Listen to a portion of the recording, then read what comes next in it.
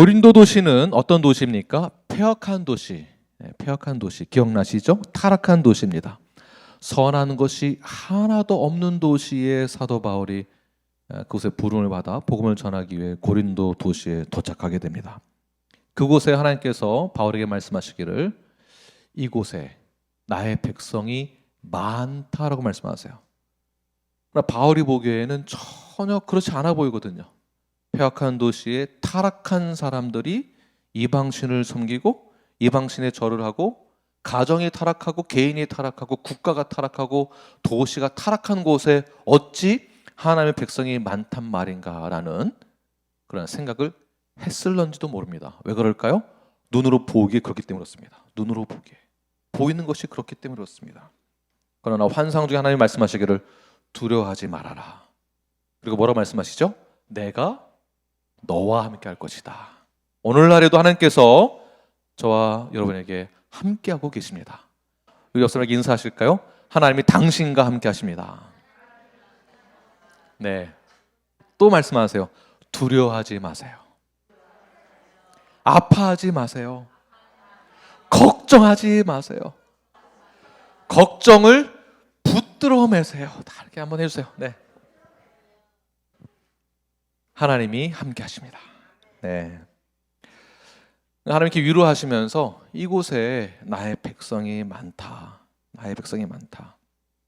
사도 바울은 제2차 전도행을 떠나서 각 도시에 방문해서 짧게는 한 달, 3주, 많게는 1년 6개월 있었는데 가장 오랫동안 머문 곳이 어디일까요? 가장 폐역한 도시인, 가장 견디기 힘든 도시인 그곳에서 무려 하나님의 위로하심을 통하여서 하나님의 공급하심을 통하여서 1년 6개월을 그곳에 머물면서 복음을 증거하게 됩니다. 다시 말해서 하나님이 맡겨진 그 사명을 감당할 때에 인간의 힘으로는 할 수 없습니다. 눈에 보이는 것으로는 믿을 수 없는 환경, 눈으로 보기에는 내가 느끼기에는 감정적으로는 불쾌하고 주눅들고 마음이 어려워지고 우울감에 들 수 있지만 그러나 하나님이 함께 하심을 통하여서 그 사명을 감당할 수 있게 되는 것입니다. 그 하나님 말씀에 우리는 어떻게 반응해야 될까요? 절대 순종을 통하여서 그 절대 순종의 반응을 통하여서 우리는 나에게 맡겨진 시간들을 끊임없이 인내함으로 나아가는 거예요. 어떻게?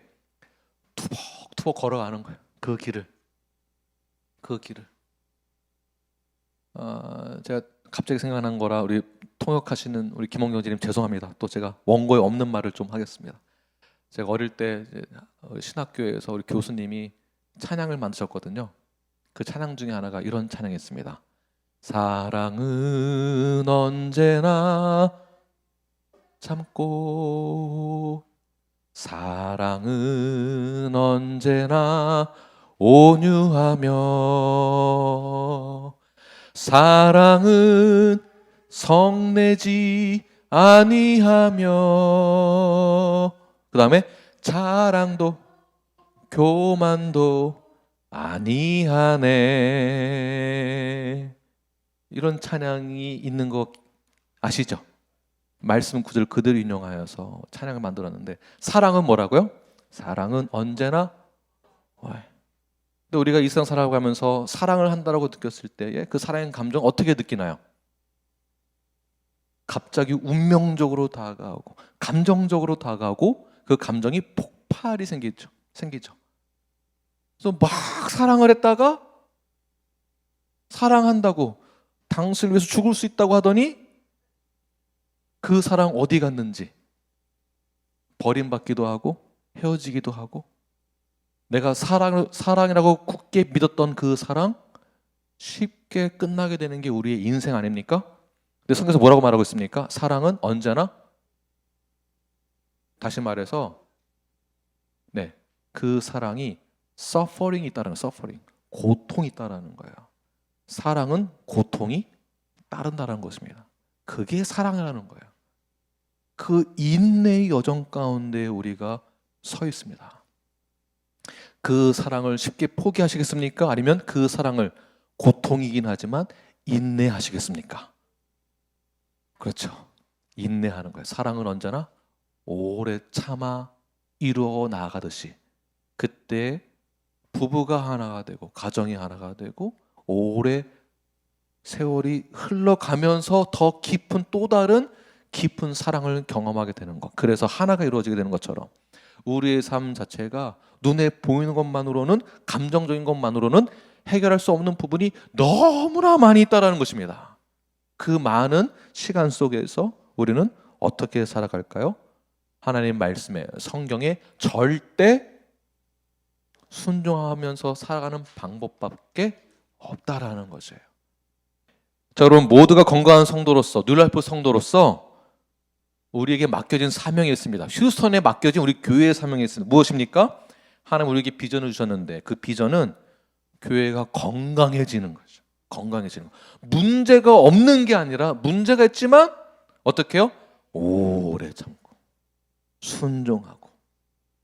부부가 어떻게 매번 좋은 일만 있을 수 있겠습니까? 싸울 때도 있고 다툴 때도 있고, 그러나 부부는 하나다. 언약에 의해서 맺어진 이 관계는 절대 그 누구도 끊을 수 없다. 마치 하나님과 나와의 관계가 그 어떠한 누구로도 끊을 수 없는 것처럼 그렇게 부부의 삶을 통하여서 나의 신앙을 반영해 내시는 저와 여러분이 되길 간절히 축원합니다. 그 비전이 우리 교회에 있는데 그 비전이 무엇입니까? 교회가 건강해지고 건강하면서 성도들과의 관계에 있어서도 절대 오래 참음과 순종이 필요하다. 옆 사람 보시면 뭐가 생각나십니까? 옆 사람 보시면 이 사람의 과거가 생각나시죠? 이 형제로부터 받은 상처가 기억나시죠? 네, 상처가 생각날 수도 있지만 그러나 오래 참고 인내함으로 그 사랑을 실현해내는 것, 이것이 우리가 받은 사명 중에 하나다. 그래서 교회가 건강해지고 하나가 되고 말씀 중심의 삶, 성경에 순종하는 삶, 네, 그러한 삶을 살아내시는 여러분이 되기를 바랍니다. 우리 교회가 또 다른 성경적인 모습을 가져야 될 부분 중에 하나가 one assembly. 그러니까 one assembly란 하나의 몸을 이뤄내는 하나의 one assembly worship 서비스를 지향하는 것이 우리 교회의 비전이기도 합니다. 그래서 유스 아이들도 언어가 다르지만 통역을 통해서라도 함께 예배를 드림으로 인하여서 한 몸을 이루어 나가는 거예요. 여기에 불편함이 있을 수 있습니다. 그러나 불편하지만 우리가 어떻게 해요? 사랑은 오래 참는 거예요. 조는 학생이 있어도 중간에 일어나 나가는 학생이 있어도 우리가 함께 오래 참음으로 품어주고 사랑하면서 같이 원 어셈블리 워십 서비스를 통해서 우리 IM 성도들도 뒤에 있지만 함께 원 어셈블리를 통해서 예수님의 몸된 공동체 하나의 바디 워십을 드리는 것이 우리의 믿음의 신앙에 반영하는 것이다, 나타내는 것이라고 믿기 때문에 원 어셈블리 워십 서비스를 드리는 것입니다. 네, 우리 IM 성도들 위해서 우리 박수 한번, 뜨거운 박수 한번 주시기 바랍니다. 네. 왜냐하면 주님과 우리와 한 몸을 이루었고 우리 몸된 교회의 머리가 누구이시죠? 예수 그리스도이시기 때문에 우리는 예수님의 몸된 교회가 어떠해야 하는지를 그대로 프랙티스를 하는 거예요. 리플렉션하고 계속 이렇게 나타내고 반영해내고 실천하는 것. 이것이 우리가 가진 신앙인 동시에 이것이 우리의 영성이 되어야만 합니다. 뉴라이프 교회 하면 무엇이 떠올라야 되는가? 그 교회는 히스토리가 어쩌고 저쩌고가 아니라 우리 교회는 무엇이 떠올라야 될까요? 그러니까 건강한 교회, 구체적으로는 One Assembly Worship Service, 예수님과의 One Body of the Christ, 이 강조가 되어지는 건강한 교회, 이것이 우리의 영성이다. 더 나아가서 멤버십, 더 나아가서 건강교회 모든 9가지의 9마크스, 이 모든 것을 실행하고 신앙 고백을 하는 공동체가 어디이다? 뉴라이프 교회다. 네, 이러한 영성을 가지시는 저와 여러분이 되길 간절히 축원합니다. 교회에 출석을 하고 우리가 신앙생활을 한다라는 것은 단지 교회 와서 좋은 말씀 듣고 긍정적인 사고 방식을 갖게 되고 또 격려를 받고 위로를 받아서 힘을 얻는 것뿐만이 아니라 교회 온다라는 목적을, 우리가 신앙생활 한다는 목적을 단지 내가 어떤 혜택을 받기 위해서, 교회 와서 무슨 혜택을 얼마나 많이 받을 수 있겠습니까? 그래야 오늘 점심 뭔지 아십니까? 그래봐야 라면 드시는 거예요. 어느 교회 갔더니 점심이 뭐가 맛있고 어느 교회가 점심을 더 잘한다더라. 이 혜택 받으려고 교회 간다라는 것은 맞지 않는 것이죠. 또 무슨 혜택이 있을까요? 교회에서 받을 수 있는 혜택이 무엇이 있을까요? 따지고 보면 또 그렇게 또 많지도 않은 것 같아요. 그러니까 내가 생각하는 그 기준에서의 혜택이란 무엇이냐면, 그러한 혜택은 한인회관 가시면 더 많은 혜택을 누릴 수가 있습니다. 한인회관에서는 헌금하라고 잔소리하지 않습니다. 한인회관에서는 꼭 출석하라고 얘기하지 않습니다. 한인회관에서는 모든 걸 다 제공해 줍니다. 다 제공해 줘요. 한글 학교 제공해 주고, 아이들 놀이, 그다음에 기타 등등 요리 교실, 음악 교실, 다양한 서비스를 제공하는 곳이 어디입니까? 한인회관이에요. 그러니까 그러한 혜택을 받길 원하는 기준이 있다고 한다면은 한인회관에 가시면 많은 혜택을 받을 수 있습니다. 그러나 교회라는 공동체는 혜택을 받기 위한 공동체가 아니라 무엇이죠? 우리 영성에 따라 하는 거예요. 그 영성이 무엇입니까? 구체적으로 우리 교회에서는 멤버십, 신앙 고백, 원 어셈블리, 지체의식, 순종, 절대 순종. 사도 바울이 그 지상태의 명령의 말씀을 따르기 위해서 목숨을 걸고 선교를 하고 고린도 지역에 나아가서 그곳에서 1년 반을 견딜 수 있던 것이 무엇이었겠습니까? 하나님과 맺은 언약, 또한 하나님의 위로. 나는 원치 않지만, 나는 힘이 들지만, 그러나 내가 받은 그 은혜와 사랑과 영생과 구원에 대한 감격에 의하여서 자발적인 헌신, 이것이 교회에서의 가장 높은 기독교적 가치라고 보아야 하는 것입니다. 그런 마음을 가지고 우리가 사도 바울이 고린도 지역에서 이 사역을 감당했던 것처럼 우리 모두가 전적으로 구원을 받은 그 감격에 의하여서 born again 된 성도의 기본적인 자질에 의하여서, 성화에 의하여서 신앙생활을 또는 교회에서의 사명을 그렇게 감당해야만 하는 것입니다. 휴스턴에 나의 백성이 많이 남아있다. 이곳에 나의 백성이 많이 남아있다. 나의 이 구원 계획이 너를 통하여서 복음이 증거되어지고 그 복음의 증거가 수많은 사람들이 하나님의 나라로, 하나님의 백성으로, 구원받은 자로 너가 통로로 쓰임받기를 원한다 라는 그 말씀에 사도 바울이 절대 순종하고, 마치 예수님이 그리하셨던 것처럼 바울이 순종하게 됩니다.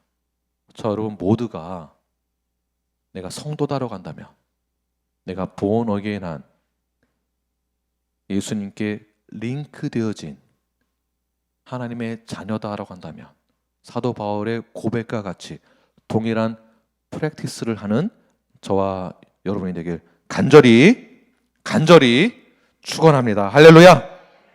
아멘. 자, 그렇게 사도 바울이 마음을 먹고 사역을 감당하려고 하는데, 사명을 감당하려고 하는데, 이 상황을 그렇게 결단하고 뭔가 하려고 하면은 내 생각대로 결단한 거대로 헌신하겠다라는 그 말대로 뭐가 잘 안 돼요. 이상하죠.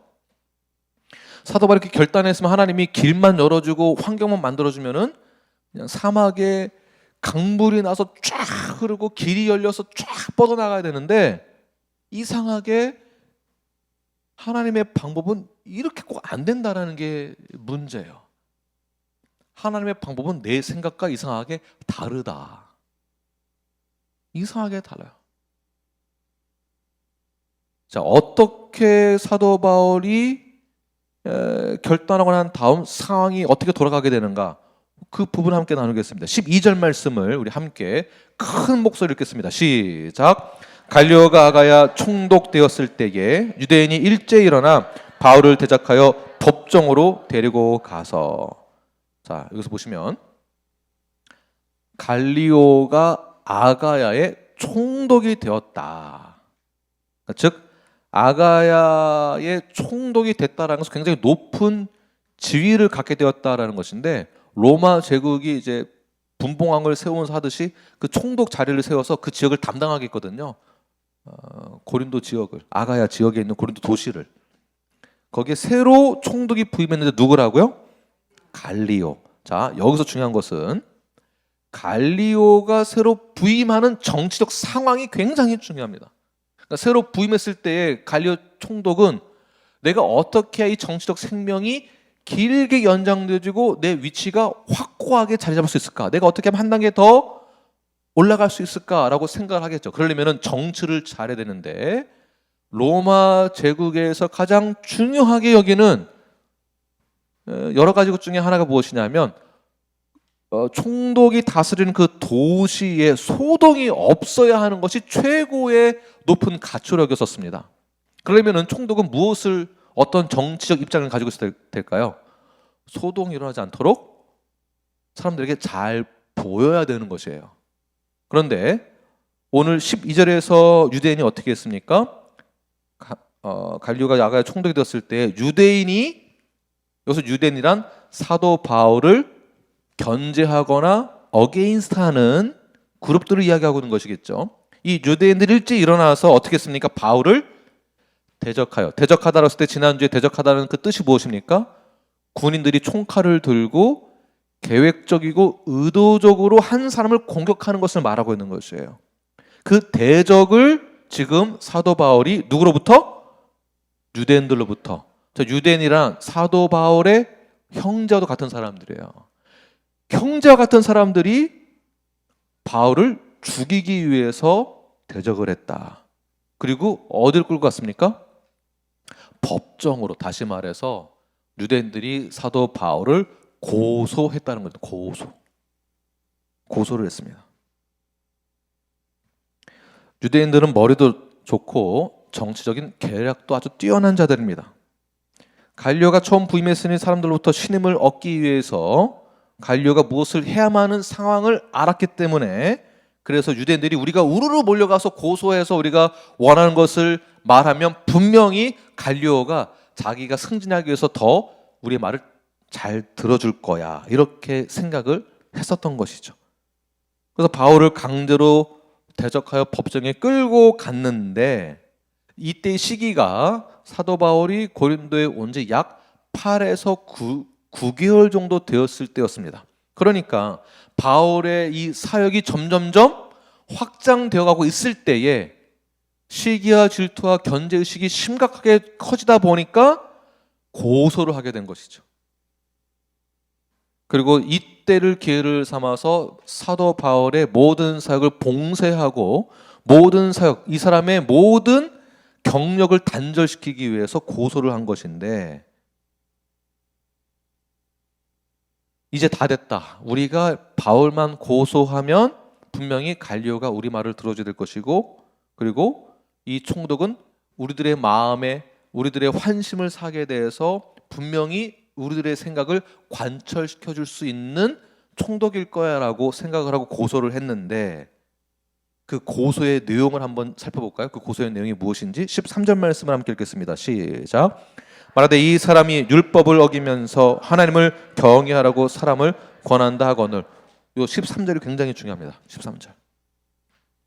자, 이 사람이 뭐라고요? 율법을 어겼다. 자, 바울이 율법을 어겼다라고 지금 고소를 했는데, 자, 보시면 사도 바울이 고소를 지금 얼마나 많이 당하고 있습니까?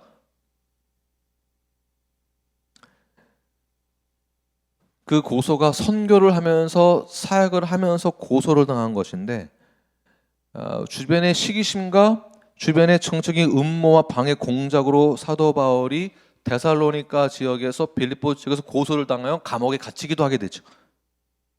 근데 고린도 지역에서의 고소의 내용은 조금 다른 부분이에요. 무슨 부분이냐면 바울이 법을 어겼다라는 거예요. 실제 법을 어긴 것으로 고소를 해서 그 고소한 것을 재판할 때 사도 바울이 법을 어긴 것으로 결과가 내려지면 바울은 완전히 이날로 끝이 나는 겁니다. 옥에 갇히고 더 이상 복음을 전할 수 없게 되는 거예요. 그러니까 심각한 죄명을 걸어놓고 바울을 거의 완전히 단절시키기 위해서 작전을 그렇게 짠 거죠. 머리를 잘 썼습니다. 근데 그 제목이 무엇입니까? 그 내용이 하나님을 경외하라고 사람들을 권했다. 이게 법을 어겼다라는 거예요. 이 내용으로 고소를 했습니다. 만약에 바울이 이 고소의 내용대로 집행을 받고 이제 유죄 판결을 받게 되면 로마 법에 의해서 절대 이 사람은 복음을 전할 수 없는 상태가 되면은 이건 큰일 나는 일이죠. 이 큰일 나는 일을 하나님이 그냥 보고 계시는 것처럼 우리는 성경을 읽을 수가 있습니다. 그러나 과연 사도 바울이 이들의 고소 내용처럼 법을 어겼습니까? 어기지 않았습니까? 사실은 어기지 않았죠. 덮어 씌운 거죠. 그래서 이 내용들을 봤을 때 갈리오는 살펴봤겠죠. 이들의 관계가 어떤 관계인가? 지금 이들이 왜 고소를 했는가? 내가 만약에 고소하는 것을 들어주지 않으면 반발이 일어나게 되고 소동이 일어나면은 나의 경력에 문제가 되고 내가 승진을 못하게 될 텐데 이걸 들어줘야 되나 말아야 되나? 만약에 사건이었으면 그 고소를 받아들였겠죠. 그래야 정상적인 거겠죠. 갈리오가 어떠한 판결을 내렸을까요? 여러분 궁금하지 않으십니까? 14절과 15절 말씀을 우리 한 목소리 읽겠습니다. 시작. 바울이 입을 열고자 할 때에 갈리오가 유대인들에게 이르되 너희 유대인들아 만일 이것이 무슨 부정한 일이나 불량한 행동이었으면 내가 너희 말을 들어주는 것이 옳거니와 만일 문제가 언어와 명칭과 너희 법에 관한 것이면 너희가 스스로 처리하라. 나는 이러한 일의 재판장 되기를 원하지 아니하노라 하고. 대단하죠. 그래서 제가 이 갈리오를 연구를 해봤는데 갈리오 총독은 나중에 불법적인 로마의 권위 앞에 따르지 않게 되어 좌천됩니다. 나중에는. 그러니까 그 정도로 양심에 이 기준이 명확하게 섰던 사람인 거예요. 그러니까 하나님이 이 갈리오는 믿는 자가 아니었는데도 하나님이 이렇게 갈리오도 사용하신다. 자, 13절, 14절, 15절의 내용을 보게 되면 바울은 로마법을 어기지도 않았다. 그리고 바울은 공공질서를 깨지도 않았다. 문제를 일으키지도 않았다. 그런데 왜 너들이 이를 고소하려고 하느냐? 만약에 여기 15절에 뭐라 나와 있죠? 만일 문제가 언어와 명칭과 너희 법에 관한 것이면, 다시 말해서 나는 종교적인 일에는 내가 관여하지 않겠다. 국가와 종교를 분리시키는 이 일을 누가 한 겁니까? 결국에는 갈리오가 한 거예요. 종교적인 문제가 있느냐? 너희들이 알아서 해결해라. 다시 말해서 언어와 명칭, 너희 법이라는 것은 언어, 교리이거나 명칭, 예수 그리스도를 주님이라고 부르는 거나 퀴리오스, 주님이라고 부르는 것이나 메시아라고 부르는 것이나 또는 너의 법, 그러니까 율법에 관한 것에 대한 문제라면 나는 관여하지 않는다. 너희들이 알아서 해결하라. 즉 이것은 내가 재판을 할 수 있는 것이 아니다. 내가 할 문제도 아니고 내가 이 재판할 성질의 고소 내용도 아니다. 형사상의 문제도 아니고 바울이 법을 어긴 문제도 아니고, 그렇기 때문에 이 모든 것은, 이 고소는 내가 취하하겠다. 정식으로 재판장에서 땅. 이게 무슨 말이냐면 사도 바울은 그 당시에 고소가 들어가게 되면 피고와 원고가 같이 서서 서로 변론해야 됐었거든요. 재판장 앞에서. 근데 사도 바울이 변론도 하지 않았는데 말도 하기 전에 이미 판결이 내려진 거예요. 누구 편 들어줬습니까? 사도 바울 편을 들어준 거예요. 대단하지 않습니까? 하나님이 이렇게도 하신다. 이렇게도 사도 바울은 이 재판을 받기 위해 섰을 때에 지금까지 지내온 이 시간들이 얼마나 머릿속에 스쳐 지나갔겠습니까? 또 고소야? 복음 전할 기회를 삼아 내가 복음 또 전해야지. 그러나 이 당하는 고통은, 배신감은, 내가 이 감정은 어떻게 해야 되나? 그런데 하나님이 그 전에 뭐로 말씀하셨죠? 내가 너와 함께 할 거다.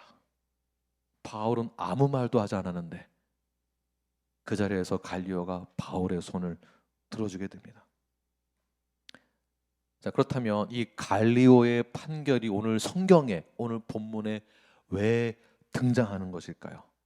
그냥 뭐 그런가 보다 하고 넘어갈 수 있는 문제인데 왜 누가는 이 판결을 중요하게 여겨서 오늘 본문에 등장시켰던 것일까요?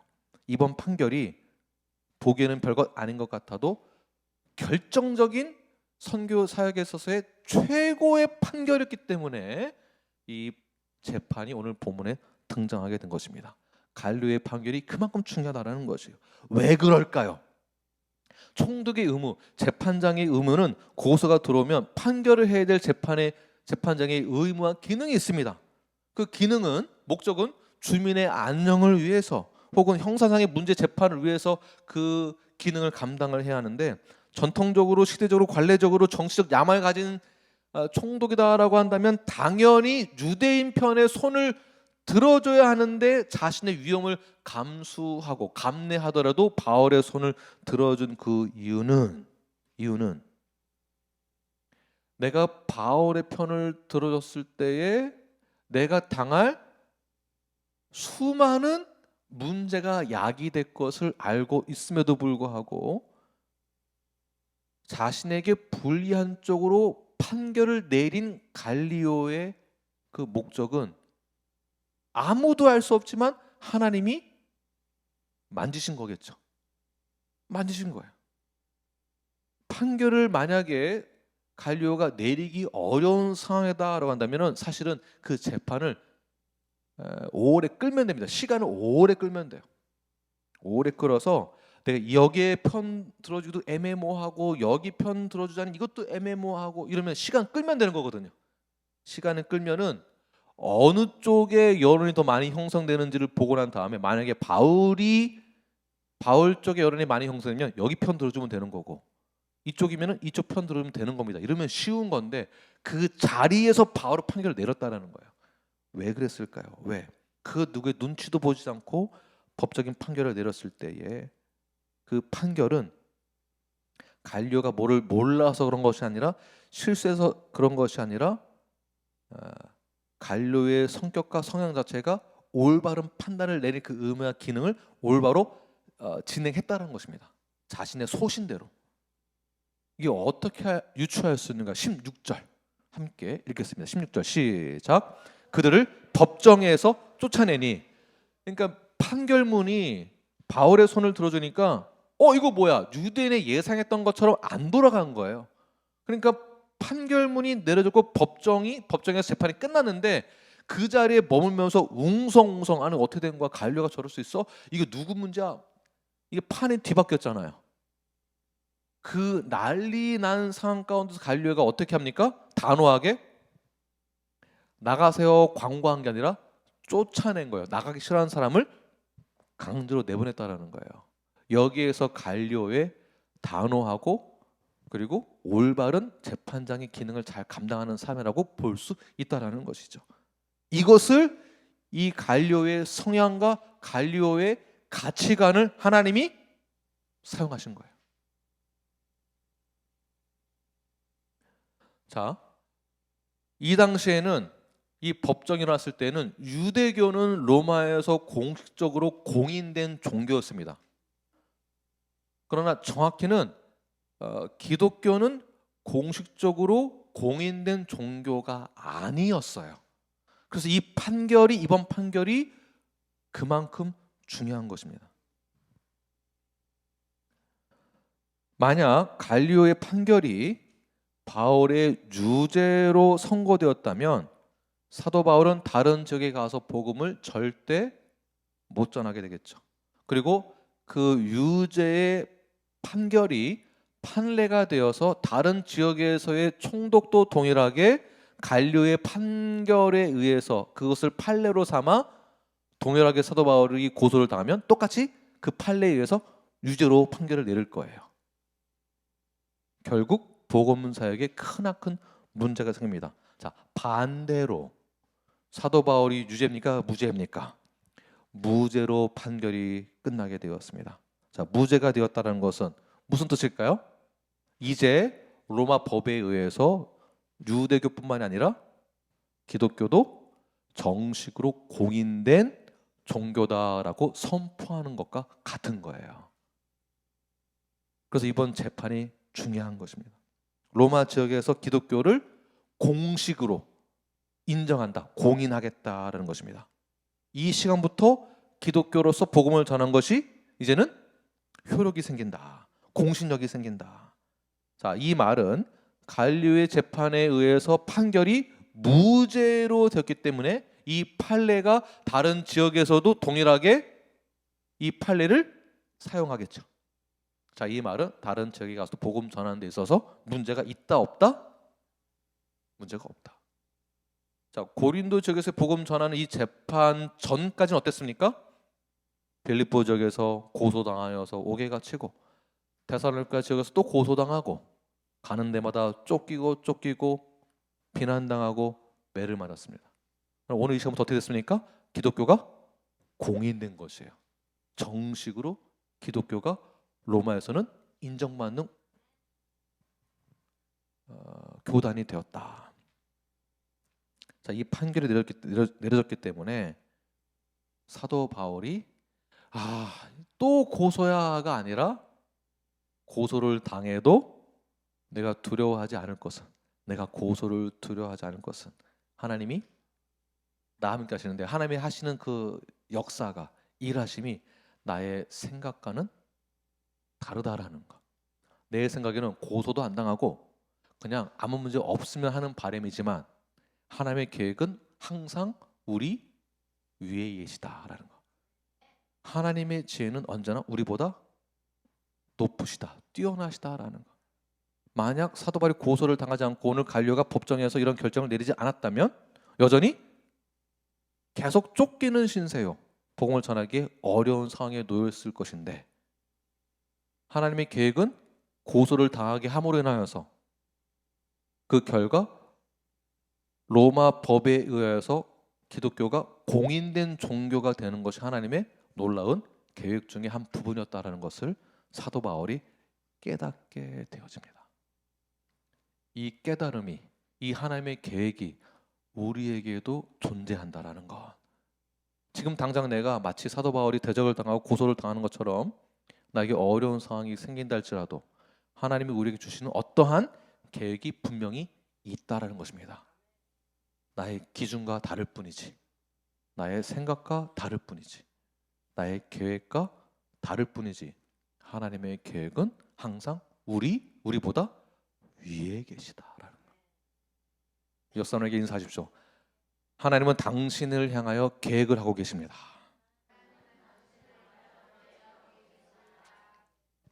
믿으십니까?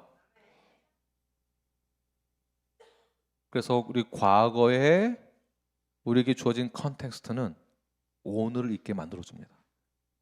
오늘이 있다라는 것은 앞으로 어떻게 된다라는 것을 또한 나타냅니다. 가능성이 있다는 것을 계속 보여주고 있는 것이에요. 가능성이 있다는 것을. 그러니 너무 초조해 하지 마십시오. 우리 자녀들을 보면 불안하고 초조합니다.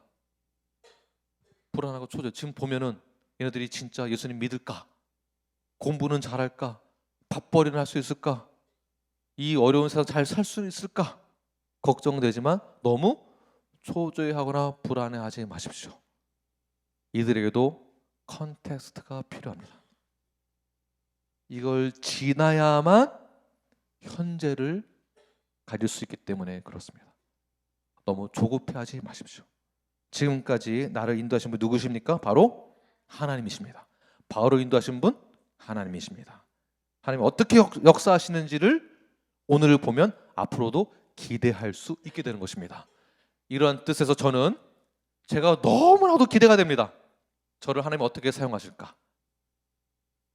저 또한 우리 심자 목사님이 기대가 됩니다. 하나님이 어떻게 우리 심자 목사님을 사용하실까? 또 기대가 되는 한 분이 계십니다. 우리 이은희 자매님. 저는 기대가 됩니다. 하나님이 어떻게 사용하실까? 네? 기대하지 말라고요? 대단하십니다. 하나님이 계획을 하고 계시는데 기대를 하지 말라니 어떻게 받아들여야 할지. 저는 여러분이 기대가 됩니다. 저는 우리 뉴라이프가 기대가 됩니다. 하나님이 어떻게 역사하시는지 저는 너무 기대가 됩니다.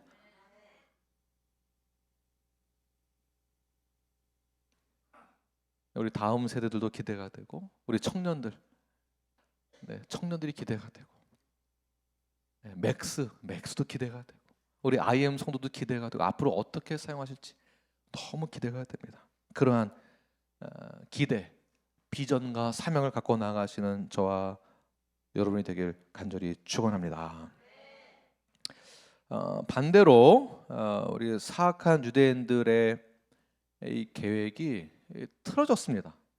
본인이 계획한 대로 이게 틀어지니까 이들이 보이는 반응들이 있는데 참 아이러니한 반응들이에요. 그러니까 사도 바울은 아무 말도 하지 않고 고소당했는데 반대로 이게 일이 잘 풀린 케이스가 됐고 하나님의 계획하심 때문에 그 반대로 유대인들은 자신들이 계획을 하고 다 된 줄 알았는데 이게 계획대로 안 되니까 이상한 반응을 보기 시작하는데 17절 말씀을 함께 읽겠습니다. 시작. 모든 사람이 회당장 소스데네를 잡아 법정 앞에서 때리되 갈료가 이 일을 상관하지 아니하니라. 네, 저는 이것을 그래서 오늘 말씀 제목처럼 뭐라고 표현했냐면 법정 앞 집단 폭행 사건. 와, 유대인들이 어떠한 사람들이죠? 스스로 율법을 잘 지키고 의로운 자다라고 말하는 이들이죠. 그러니까 법을 어겼다라고 누가 고소를 했습니까? 지네들이 자기들이 다는 지네들끼리 그들이 바울을 고소했습니다. 법을 어긴다고. 그런데 지금 누가 법을 어기고 있습니까? 지들이요? 자기들이. 그것도 어떻게 해요? 집단 구타를. 그것도 누구를요? 회당장을. 참 아이러니하죠. 이게 다 자신들의 생각과 계획대로 일을 시작했다는 것이고 그것을 되지 않으니까 스스로 흥분하는 거예요. 자기 마음대로 안 되니까. 흥분을 해서 흥분하더니 본인들이 죄를 더 범하는 거죠. 자, 회당장 소스데네를 유대인들이 구타를 했는데 문맥적으로 보게 되면 왜 하필이면 회당장 소스데네를 구타를 했을까? 왜? 자, 이 문맥적으로 보게 되면 왜 구타를 했을까? 아마도 갈료의 판정에 불만을 품고 화풀이를 회당장한테 한 걸 수 있죠. 그러니까 이 엄한데 불똥이 튄 거예요. 그것도 회당장한테. 자, 회당장한테 불똥이 튀긴 걸 보면 회당장을 앞세워서 회당장이 이 고소권을 진행시키게 위임을 했다라고 볼 수도 있겠죠. 그러다 보니까 바울에 대한 불만, 판정에 대한 불만, 분노를 갈리오에 대한 분노를 회당장 소스데네에게 대신 폭행으로, 집단 폭행으로 한 것입니다. 그것도 법정 앞에서. 자, 소스데네는 지난주 주님 영접한 회당장 그리스보와 같은 회당장입니다. 그러니까 회당장 여러 명 중에 한 사람인 거예요. 그러니까 회당장 그리스보가 지난주 어떻게 됐습니까? 예수님을 영접했죠. 이상치도 못하게. 아무도 안 믿을 줄 알았는데 회당장 그리스도 믿게 되었고 오늘 법정에 고소를 한 사람, 대표를 가지고 있는 사람이 소스데네인데 소스데네가 구타를 당합니다. 자, 소스데네를 법정 앞에서 폭행한 그 이유를 다시 한번 살펴보게 되면 유대인 자신들의 고소가 기각된 것을 소스데네가 임무를 다하지 못했다는 것 때문에 소스데네에게 폭행을 했는데 폭행한 그 자체가 또 다른 것으로는 무죄의 선고, 바울이 무죄의 선고를 받았다라는 것이잖아요. 그러니까 반대로는 무죄의 선고를 받았다라는 것은 결국 복음을 전할 수 있는 기회가 더 커졌다라는 것을 말하고 있죠. 그러니까 소스데네가 대신 모든 몰빵을 다 맞은 거예요. 자, 이 말은 소스데네가 이제 이 다른 역사서에 보게 되면, 역사책에 보게 되면 소스데네가 법정 앞에서 구타를 당한 그 이유가 무엇이냐면 자신의 역할을 감당하지 못해서 1번. 두 번째는 무엇이냐면 이 법정이 진행되는 것을 본 소스데네가 사도 바울이 전한 그 복음이 합당하다는 것을 믿었기 때문에 유대인들이 폭행을 했다라는 거. 세 번째 주장은 무엇이냐면 고린도전서 1장 1절 말씀 우리 함께 읽겠습니다. 시작. 하나님의 뜻을 따라 그리스도 예수의 사도로 부르심을 받은 바울과 형제. 고린도전서 1장 1절에 나오죠. 사도 바울이 어디에다가 쓴 편지인가요? 고린도에 쓴 편지죠. 지금 사도 바울이 어디에 있습니까? 본문에서는 고린도에서 법정 앞에 서 있죠. 그리고 누가 폭행을 당했습니까? 회당장 소스데네. 즉 소스데네가 형제가 되었다, 멤버가 되었다, 즉 믿게 되었다, 믿는 자가 형제가 되었다라는 것입니다. 그러니까 이게 시점이 폭행을 당한 다음에 믿었는지 믿었기 때문에 폭행을 당한 건지는 순서는 모르겠습니다. 뭔지 모르지만 이 폭행 사건으로 어쨌든 소스데네가 그 회당장도 예수님을 영접하게 되었다. 하나님의 놀라운 고소 사건을 통한 계획하심이 오늘 본문에 등장하게 됩니다. 고소를 당해보신 분은 아마 아실 거예요. 얼마나 기분이 안 좋은지, 얼마나 억울한지, 얼마나 힘이 드는지, 두렵고 떨리고, 고소를 하겠다라는 협박을 받아보신 분들은 이해가 되실 거예요.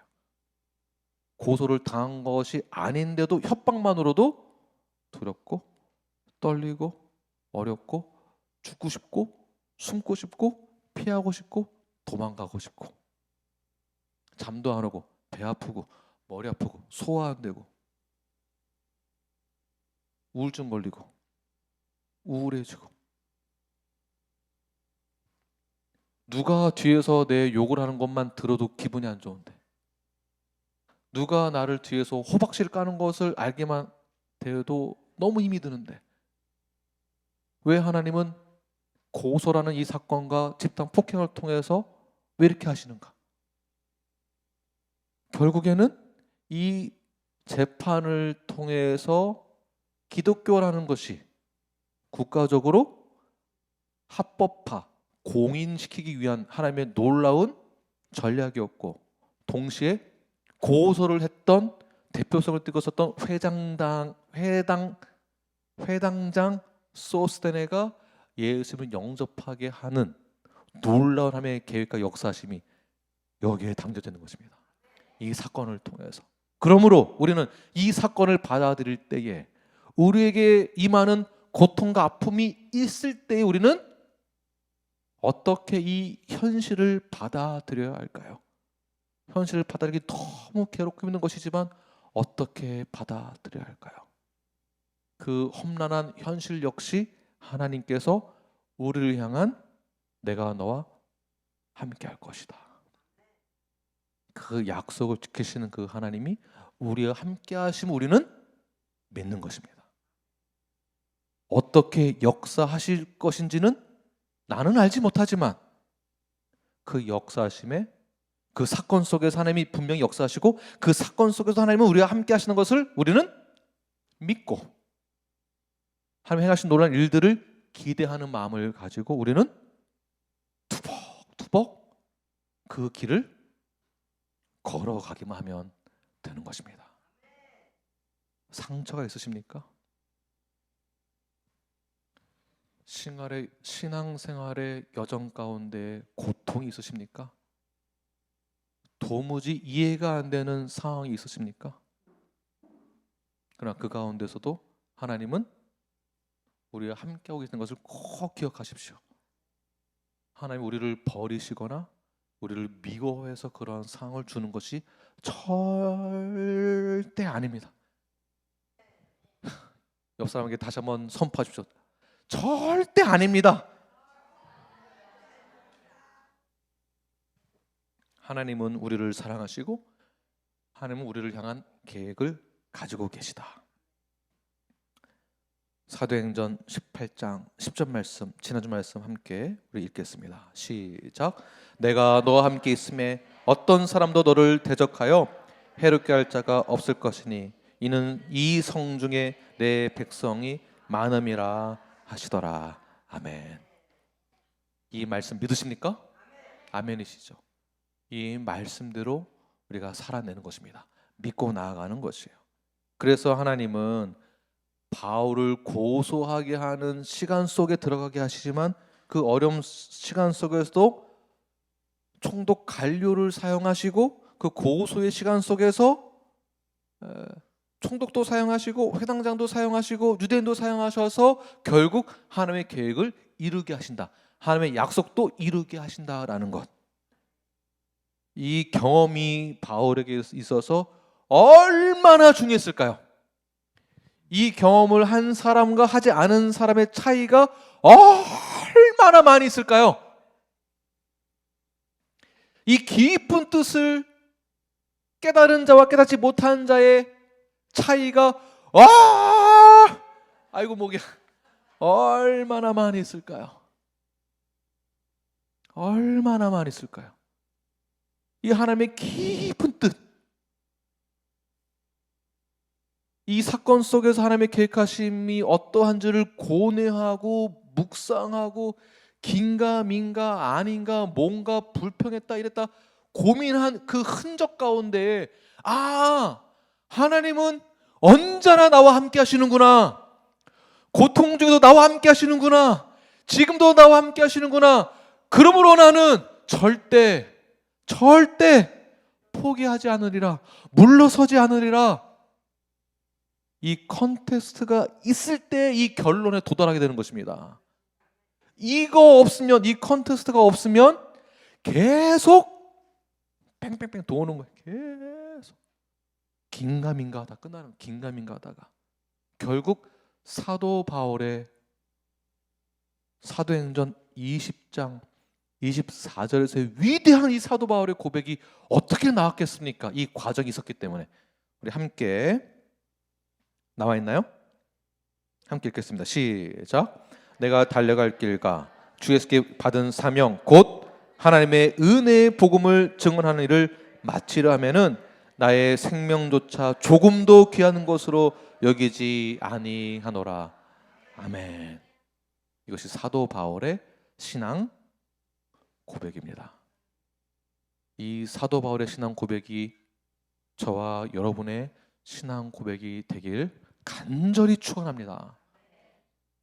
우리의 신앙 고백은 우리에게 주어진 2000 Faith and Message가 있습니다.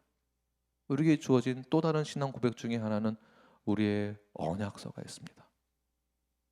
이 신앙 고백과 언약서의 핵심 메시지는 예수 그리스도가 우리의 퀴리오스가 되신다. 우리의 메시아가 되신다.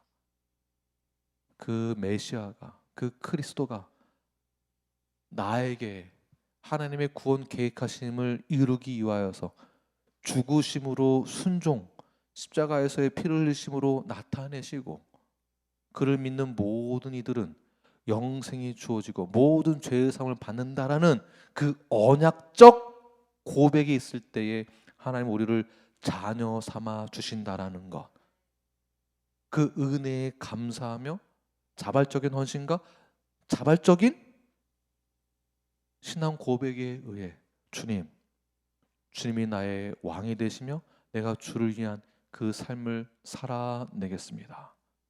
나의 생명 다하여서. 이 고백을 우리 모두가 동일하게 하는 저와 여러분이 되길 간절히 축원합니다. 아멘. 기도하겠습니다.